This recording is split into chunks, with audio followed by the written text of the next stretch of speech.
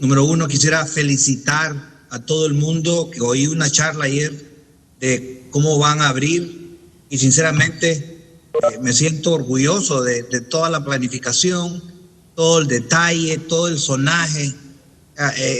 Yo estuve aquí en una apertura y realmente que lo que ustedes están haciendo es impresionante. El detalle que le han dado a cada zona, por urbanización, por densidad poblacional, es extraordinario. No me queda más que felicitar. Y el consenso que vi ayer yo, la unidad es emocionante y entusiasta. Hoy voy a comenzar, voy a hacer una charla rápida. Quiero darle todo el crédito al doctor Fernando Valerio, Oscar Díaz, y mis colaboradores locales, el doctor Brian Espinosa. Quiero comenzar diciendo que en los últimos 6 meses el mundo entero ha orbitado para encontrar el antiviral perfecto. Como en toda enfermedad infecciosa, usualmente lo que funciona es matar la bacteria, matar el virus, y consecuentemente ahí termina la enfermedad. Esta enfermedad ha sido distinta. Bajo ningún punto yo estoy diciendo que no se sigue esa carrera. Esa caza hacia encontrar el antiviral perfecto debe seguir. Pero en el momento lo que tenemos que hacer es revisar la literatura y ver que no solo es una enfermedad viral, sino que es una enfermedad con varias ramas que hay que atacar por mientras descubrimos cuál es la cura. Ok, entonces, mire, esta es una slide obsoleta. ¿En qué está obsoleto? En donde trata de demostrar que los pacientes asintomáticos son el 1 o 2%. Era cierto en enero, porque no se sabía. Ok, se calculó el R0 en 2.5. Y el R0, para hacerlo sencillo, es los pacientes se calculó en base a los pacientes sintomáticos. O sea, se calculó que un paciente asintomático iba a infectar 2.5 en esos famosos 6 pies. Claro, porque la mayoría de las enfermedades tienen síntomas. Esta, ya sabemos, ahora en el mes de mayo y en el transcurso de los meses, esa porción asintomática ha ido creciendo. De 2 a 10 en febrero, a 30 en marzo, a 40 en abril, y ahora ya sabemos, con algunas pruebas de inmunología, que una vasta mayoría, por lo menos en Estados Unidos, donde está la solidez de esa, es que estamos pegando en un 70% de gente asintomática. Obviamente, el R0 o el grado de transmisibilidad es de 16 y no 2.5. De ahí que se explica que el mundo se haya contaminado en 5 meses. Eso nunca ha sido visto, ni con la influenza de 1918. Ahora, de los pacientes sintomáticos, hay una gran mayoría, eso sigue siendo cierto, que tienen síntomas leves. Y hay un 20% de esos sintomáticos que tienen que ir al hospital. Siguiente. Los síntomas más comunes depende de dónde esté. Esté en la casa, por lo general es fiebre, malestar general, tos, pero una tos intermitente, una tos continua. La falta del gusto o disgusia y la anosmia, que no puede oler, ¿verdad? Esos son síntomas ambulatorios. Eso no lo vemos en el hospital porque la gente viene boqueando, entonces no puede, lo que se presenta más en el hospital a partir de que el paciente llega a la emergencia, viene siendo la tos perruna y el malestar general. Ahora, ahorita cuando el paciente llega al hospital, ¿verdad?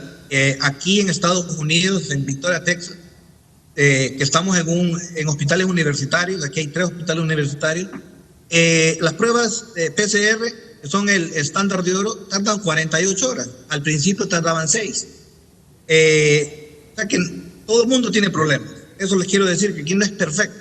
Entonces, pero hay otros signos laboratoriales, hay signos radiológicos que nos pueden guiar a tomar una decisión clínica al momento de que el paciente llega a la emergencia. Muy importante es decir que a nivel hospitalario casi el 100% de los pacientes tienen una linfopenia absoluta. En otras palabras, que no es un porcentaje, sino que eso lo sitúa al paciente en un estado de inmunosupresión temporaria, como un pequeño SIDA de 4 o 5 días. La tomografía axial computarizada es extraordinariamente sensitiva, aún más que la PCR. Bajo ningún punto estoy sugiriendo yo que a todo el mundo se le haga un TAC, pero le estoy diciendo que hay maneras si un TAC no tiene lesiones, es muy difícil que ese paciente tenga algún grado de gravedad. Y están los marcadores de coagulación, el fibrinógeno, el dímero D, nos han dado la luz a entender que esta es una enfermedad multisistémica, de un estado de procoagulación, y como el puerperio, donde la mujer a través de 9 meses, cuando da luz, sangra bastante, pero después coagula. Así, en esa etapa de 30 días, las mujeres en el post-embarazo, el 7% de ellas desarrollan trombosis venosis profundas. Es más o menos igual, para hacerle una analogía sencilla, de lo que sucede en esta enfermedad. Esta es la mejor ilustración de la enfermedad. Lo que quiero que miren acá es de que la parte verde es la mayoría de los pacientes. La mayoría de los pacientes recuperan, eso sigue siendo cierto. ¿Ok? Estos son los pacientes sintomáticos. Ahora, miren ustedes, las flechas rojas indican el aceleramiento. En medicina nos han enseñado, y la mayoría del tiempo es cierto, que alguien se descompensa de una manera progresiva, en la insuficiencia cardíaca, en la hipertensión, en las neumonías, la mayoría, reumatología, cardiología. Nosotros nunca empezamos 5 antihipertensivos, nunca comenzamos 5 medicamentos al mismo tiempo, porque por lo general hay tiempo, uno evalúa y va evaluando cada paso que uno da, un escalonamiento. Ahora, ¿cuál es el problema de esta enfermedad? Es que no tiene patrón, porque es un patrón heterogéneo. Cada persona, aún de consanguinidad, se manifiesta de diferentes maneras, laboratorialmente, clínicamente y pronóstico. Esto es lo que pasa. Vamos a decir que usted está en autoaislamiento. Vamos a poner el alcalde de Lange porque lo hizo público. ¿Okay?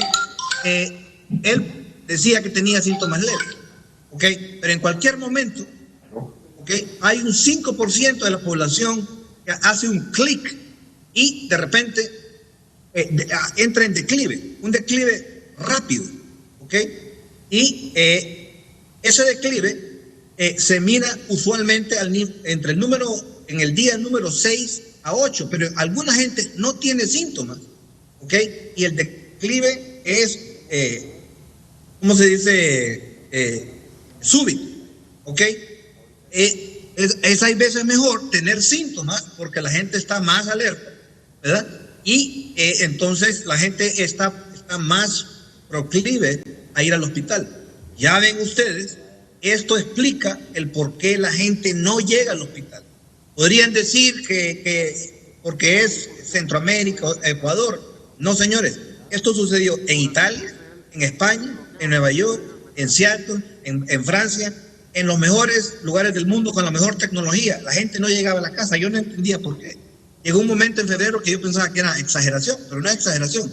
La gente se descompensa de una manera tan rápida que no puede llegar al hospital. Se muere en el carro, se muere en la calle, llega boqueando al hospital y llega a la emergencia y llega muerto. O hay que intubarlo. La mayoría de la gente que llega al hospital llega con algún tipo de alteración.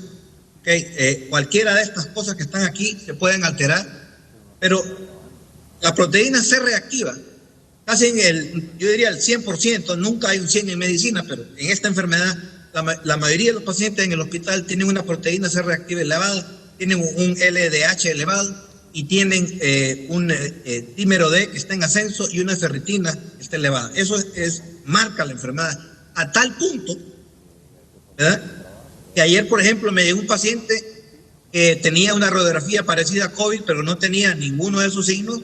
Opté yo empíricamente en no darle tratamiento porque no tenía ningún marcador de inflamación elevado. O sea, que eso nos da un cierto grado de poder de decisión.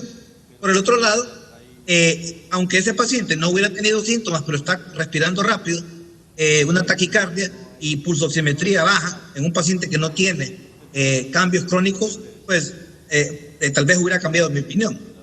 Lo que les quiero decir es de que esta enfermedad tiene un patrón inflamatorio bien definido cuando el paciente va al hospital.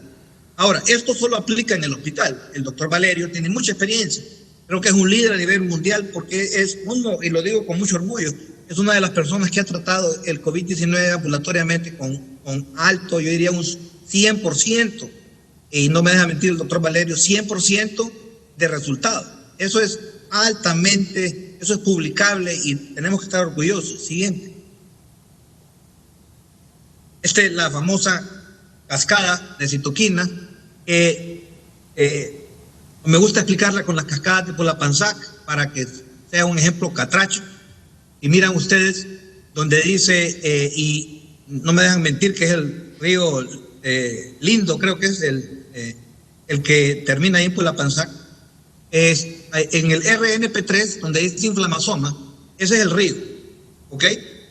Y donde está la IL-1 es donde dobla la cascada, y el hígado, que se mira allá abajo, es el río donde pega la cascada con gran potencia. O sea que la teoría de Catracho, una de las patas, es bloquear la cascada en el río, ¿ok? Porque entonces va a llegar con menos fuerza. Entonces, uno de los bloqueadores de la cascada de citoquinas es la colchicina, un tratamiento extremadamente barato, inocuo. Síntomas posibles de adversos serían la diarrea, ¿verdad? Pero la diarrea, por lo menos acá, el paciente, yo le digo, se aguanta, y ninguno me ha dicho que no, ¿ok? Porque ellos saben que están en juego. La mayoría de los pacientes con COVID están tensos, están alerta, están tensos, están nerviosos, ¿verdad? Por el otro lado está la combinación de la colchicina con el esteroide, porque bloquean aún con más fuerza esa cascada. Ahora, sí se nos pasa, porque puede suceder que tenemos un rescate, que ya sería, ya cuando el paciente va en vértice, sería el toxizolumab. Miren ustedes que en San Pedro Sula usaron toxizolumab, y aquí en Victoria, Texas, con alta frecuencia. Ya prácticamente no lo hemos usado. En el mes de en el mes de marzo, habíamos encargado 100 viales, porque mirábamos que usábamos bastante toxizolumab, pero no estábamos usando colchicina de esteroide. Cada vial de esos, aún aquí, es extremadamente caro, ¿verdad? Y es un medicamento biológico. Pero prueba un punto, esta es una enfermedad con una pata inflamatoria, ¿verdad? En el mes de abril acá solo usamos una vez toxizolumab, y en el mes de mayo vamos llegando al solo 2, pero esa gente es la que llega tarde, y aún así lo usamos con una combinación de esteroides. Miren ustedes abajo que sale CRP o PCL, proteína C reactiva. No tenemos, es el biomarcador que refleja la cascada inflamatoria. O sea que si un paciente viene con una PCR inflamada, no quiero confundirlos con el examen, con proteína C reactiva elevada, obviamente que tiene que hacer porque está representando la cascada y hay que bloquearlo. ¿Ok? Aquí hay dos tipos de ratas. ¿Ok? Las ratas donde le bloqueamos la genética del interferón. Entonces estas ratas no pueden genéticamente producir interferón, y las ratas comunes y corrientes se les inyecta las dos SARS, ¿ok? Y miren ustedes, precisamente en el día número 6 y 7 esas ratas comienzan a morir. Las ratas comunes y corrientes sobreviven solo el 20%, pero miren a las ratas que no tienen interferón, ¿verdad? Que no pueden producir. Esas ratas no les pasa nada, sobreviven como que nada hubiera pasado. Vamos al adulto, vamos al humano. Esto se representa, ahí es donde viene la importancia de saber que es un RNA negativo y RNA positivo. La influenza es un RNA negativo y todo el mundo le está tratando de igualar a la influenza, y señores, no es como la influenza. ¿Ok? Desde el punto de vista genético, desde el punto de vista patofisiológico y clínico.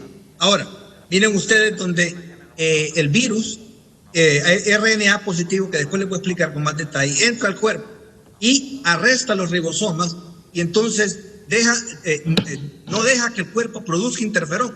Pero después, cuando se sale de los ribosomas, del núcleo, hace un efecto de cascada, de catapulta, y entonces de tanto que se aguantó el cuerpo en el interferón, lo deja ir.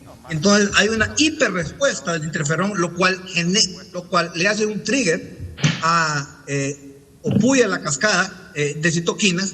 Entonces esto viene, después ustedes vieron la cascada por allá. Siguiente. Miren ustedes acá, cuando un paciente llega en la fase 2A, ¿verdad? Que ya empieza con tosecita, está entrando el virus, ¿verdad? Y miren ustedes que hay células inflamatorias en el pulmón tratando de atacar el virus, pero ya en la fase 2B o 3, ¿verdad? Ya lo que encontramos es fibrina, es fibroblastos, son células inflamatorias, plasma, que se da porque existe un capillary leak bastante semejante al del dengue. No quiero confundirlos con eso, pero para que se hagan una idea. Entonces, claramente que si dejamos progresar esto, o sea, nunca vamos a recuperar el paciente. Y si ustedes miran, si se intuba un paciente, porque vamos a hacer que esto es un análogo de un pulmón, no tiene ninguna, si no podemos oxigenar desde el punto de vista capilar, no se va a poder oxigenar desde el punto de vista pulmonar. Siguiente. Vamos a ver aquí, miren aquí el coronavirus fuera de la célula, con las coronitas, ¿verdad? Y vamos a ver cómo cuando entra ese alambrito morado, y miren ustedes que el virus se divide en en 3 partes. En la parte estructural, que le da la forma, ¿verdad? Que es de la proteína S, M y E, matriz, envelope y spike, y está el RNA, que es la que maneja la parte genética, pero nadie habla de las proteínas no estructurales. Esas son las que nos dan la patofisiología. Las proteínas no estructurales son las en color verde. Y entonces estas proteínas, ojo, este paso, las proteínas no estructurales no pueden seguir reproduciéndose si no entran al núcleo, ¿ok? Y esas son las que arrestan nuestro interferón. Siguiente. Bueno, falta una ahí, pero de ahí viene cómo funciona la ivermectina. La ivermectina no funciona de manera viricida per se, aunque sí tiene efectos viricidas, pero funciona modulando la entrada, bloquea la entrada de esas proteínas no estructurales al núcleo, y eso genera el interferón cuando se secreta normalmente. Bien. Y este fue un estudio en Francia hecho por Harvard, donde ustedes pueden comparar dando ivermectina, que vale 50 centavos, ¿verdad? Y dándole no ivermectina, y ustedes miran acá los pacientes con ivermectina, los que llegaron al ventilador. Esto es un punto probado, ¿verdad? Y no tenemos que nosotros que reproducirlo ni darle vuelta a esto, porque esto ya se fue publicado hace 2 semanas, ¿verdad? Ahí está la referencia, ¿verdad? Y entonces tenemos que usar esta ciencia para aplicarlo a nuestros pacientes. Siguiente. Vamos a ver aquí, quiero que sigan la línea azul, los puntos azules. Miren ustedes en la parte viral, que es la parte 1, ¿verdad? El dímero D no está elevado. El dímero D es un marcador de coagulación. Y miren ustedes, a medida que el paciente se va poniendo un poquito más, pasa a la etapa 2, ¿verdad? Va elevando el dímero D. Y vamos a ver aquí que ya cuando pasa a la etapa 2B, ahora nosotros le llamamos la etapa procoagulación. Y ya cuando llega a la etapa 3, ya hay una combinación sinergística en contra de nosotros, que es la hipercoagulación y la hiperinflamación. Y se miran ustedes que en las patologías de Sao Paulo, de Milán, de Gran Bretaña, de Nueva York, ¿verdad? De China, no pueden encontrar el virus. ¿Qué quiere decir eso? Por ejemplo, si yo tengo que probar que alguien se murió de rabia, tengo que sacarle el cerebro para encontrar los puntos de Negri, ¿verdad? Si yo quiero probar que un paciente hay que darle ganciclovir para una neumonía por citomegalovirus, la prueba estándar es la biopsia para encontrar los ojos de búho, ¿ok? Pero en esta enfermedad, si usáramos eso como gold standard o prueba de oro, nunca encontraríamos al virus, sencillamente porque en la etapa 2B en adelante el virus ya no existe. Bien. Que nos dio la ministra Doblado, y ya estamos listos. Ahora, Estamos viendo ahora que no es lo mismo enero que abril. Ahora en abril la gente ya estamos viendo que esto laboratorial se está reproduciendo a nivel clínico. Ya la gente emboliza bastante. A mí se me han muerto 2 pacientes, ¿ok? Y post-enfermedad, ¿ok? Desarrollan embolias pulmonares gigantescas. Y miren ustedes lo que está pasando en Nueva York en pacientes que sobrevivieron. O sea que definitivamente al paciente hay que anticoagularlo. Yo creo que a este nivel hay tanta información a favor de anticoagular. Aquí tengo una enciclopedia que solo es de ahorita, ¿verdad? Hay tanta información de que hay que anticoagular, que no sería ético no darle un anticoagulante al paciente que está en el hospital. Siguiente. Esto es una cosa sencilla, es gratis, solo se ocupa disciplina. Esto viene de Harvard, ¿verdad? Pero le produjeron los italianos, los españoles, y aquí yo, y Fernando y Oscar allá en San Pedro Sula. Los pulmones del tórax se divide en dos porciones funcionales. La parte anterior, un 30%, está el corazón enfrente. La parte posterior es lo que realmente nos da el 70% de nuestro intercambio gaseoso. Si ustedes, entonces, lógicamente, si ustedes se acuestan boca abajo, van a liberar la parte del pulmón que los va a salvar, es la parte posterior. Los pacientes están incómodos al principio, pero después, a medida que empiezan a oxigenar, son bien disciplinados. Esto es absolutamente gratis, pero es fundamental que se haga. ¿Sí? Vamos a ver aquí, los italianos, esto se publicó en JAMA. Miren ustedes, lo amarillo es los que no sobrevivieron y lo verde es ahí está abierto la probabilidad de survival, de sobrevida. Miren ustedes que a los que se les dio esteroides tenían una alta probabilidad de vida. Al principio decían que esto era un estudio retrospectivo, pero fue la primera luz de dar esteroides a los pacientes. Siguiente. Miren ustedes acá, está bien fácil.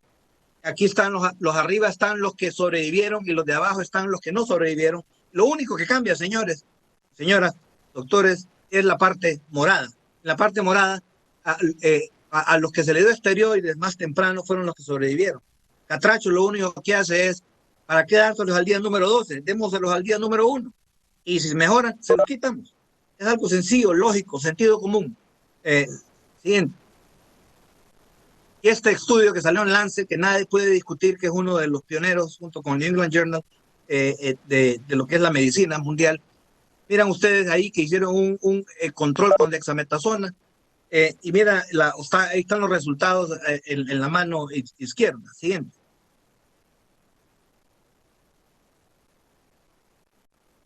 La experiencia Victoria, miren ustedes, hay que aprender los errores, ¿verdad?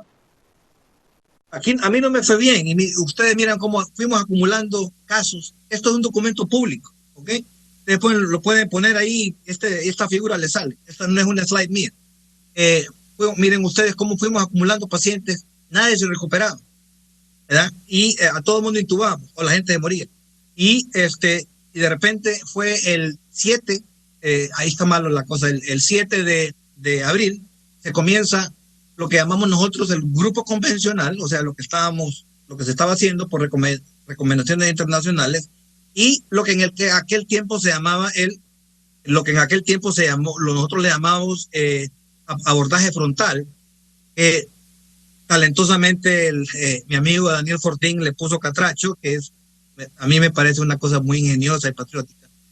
Y miran ustedes de que ahí randomizábamos 1 a 1, pero fue ahí precisamente cuando se despegaron no me deja mentir el rector ni los médicos, que para que hayan las Kaplan-Meier, para que las curvas Kaplan-Meier se separen en cualquier estudio, son meses, ¿verdad? Miren ustedes cómo que tuvimos que parar el estudio el 29 de abril, porque ya no era ético seguir randomizando, y Victoria se quedó con catracho o el frontal approach. Siguiente. Y esta es la última gráfica de acá. Y miran ustedes cómo Al día de hoy hemos tenido 7 muertes, de las cuales 3 de esas personas son del grupo control, ¿verdad? Perdón, del grupo convencional que se inició. 2 ocurrieron en Catracho, las 2 personas se murieron post enfermedad de una embolia pulmonar y las otras personas murieron llegando a la emergencia boqueando. Siguiente.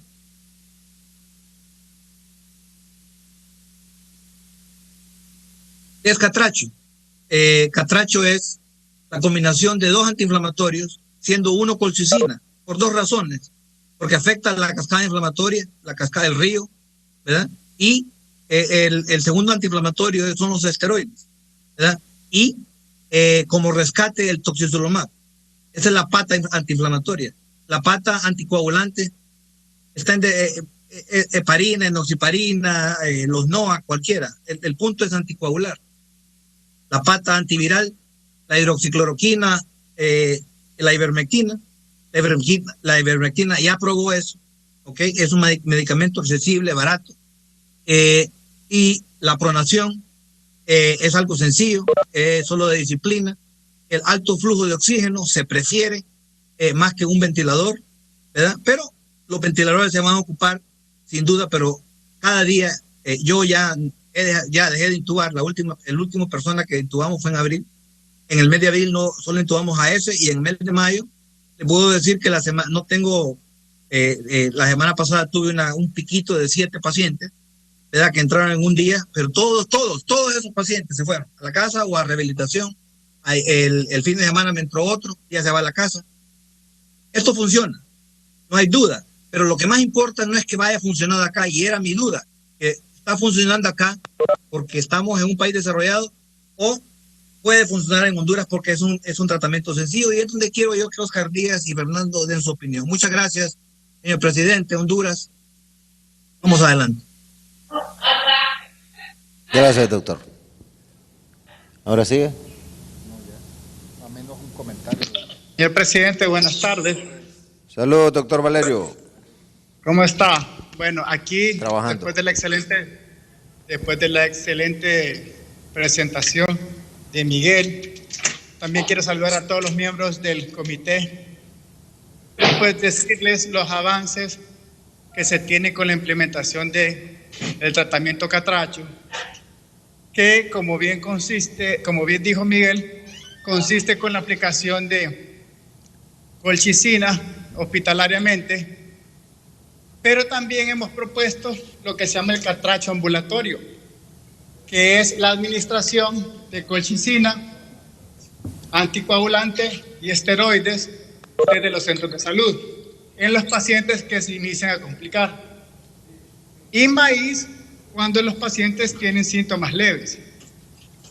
Actualmente, como dice Miguel, se está aplicando a los pacientes un diagnóstico nuevo, porque debido a la socialización de todos estos protocolos, las personas ya están levantando las manos para identificarse que posiblemente estén enfermos, y se les está iniciando tratamiento de forma ambulatoria, y entiendo que el Sistema Nacional de Salud ya está distribuyendo parte de estos medicamentos en los distintos centros de salud. Estos tratamientos harán que disminuya la posibilidad de complicaciones de nuestros compatriotas y que terminen en hospitales y en unidades de cuidados intensivos. Además que el tratamiento de estos potenciales pacientes y los pacientes que están tratándose ahorita hacen que la duración hospitalaria sea mucho más corta, situación que no ocurría al inicio de la pandemia, porque los pacientes duraban entre 14 y 21 días en los hospitales. Yo tengo una paciente que tiene 45 días en cuidados intensivos el día de hoy.